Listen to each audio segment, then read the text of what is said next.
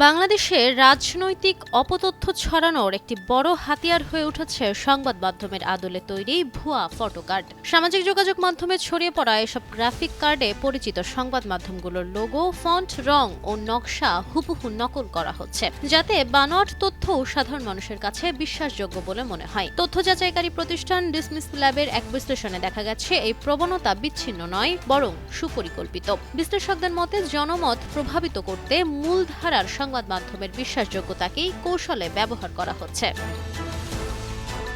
গত বছরের সেপ্টেম্বর থেকে চলতি বছরের ফেব্রুয়ারি পর্যন্ত ৬ মাসে ৯টি ফ্যাক্ট চেকিং প্রতিষ্ঠানের ৫৩৮টি রাজনৈতিক ফ্যাক্ট চেক প্রতিবেদন বিশ্লেষণ করে ডিসমিস ল্যাব। এসব প্রতিবেদনে মোট ৬৯০টি ভুয়া ফটোকার্ড শনাক্ত করা হয়েছে। এর অনেকগুলোই আমার দেশ, কালের কণ্ঠ ও যমুনা টেলিভিশনের মতো সংবাদ মাধ্যমের ফটোকার্ডের আদলে তৈরি।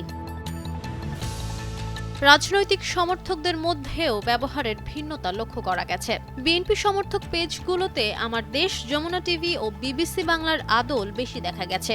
আওয়ামী লীগ সমর্থক পেজগুলোতে কালের কণ্ঠ, আরটিভি ও প্রথম আলোর নকশা বেশি ব্যবহার করা হয়েছে। অন্যদিকে জামায়াতে ইসলামী সমর্থক পেজগুলোতে ৭১, যুগান্তর ও সমকালের আদল নকল করার প্রবণতা বেশি পাওয়া গেছে বিশ্লেষণে।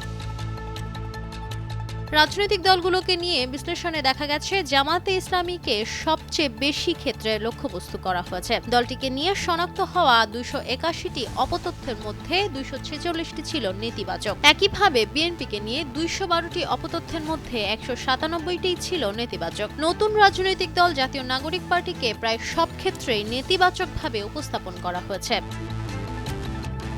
অন্যদিকে আওয়ামী লীগ ও ইসলামী আন্দোলন বাংলাদেশকে নিয়ে তুলনামূলকভাবে বেশি ইতিবাচক ভুয়া তথ্য ছড়ানো হয়েছে, যেখানে জনপ্রিয়তা বা রাজনৈতিক শক্তি অতিরঞ্জিত করে দেখানো হয়েছে। ব্যক্তিগতভাবে সবচেয়ে বেশি অপতথ্যের শিকার হয়েছেন প্রধানমন্ত্রী ও বিএনপি চেয়ারপারসন তারেক রহমান। তাকে নিয়ে ৭৮টি ভুয়া তথ্য শনাক্ত হয়েছে। এছাড়া জামায়াত আমির শফিকুর রহমানকে নিয়ে ৬১টি ও অধ্যাপক মোহাম্মদ ইউনুসকে লক্ষ্য করে ২১টি ভুয়া ফটোকার্ড ছড়ানো হয়েছে।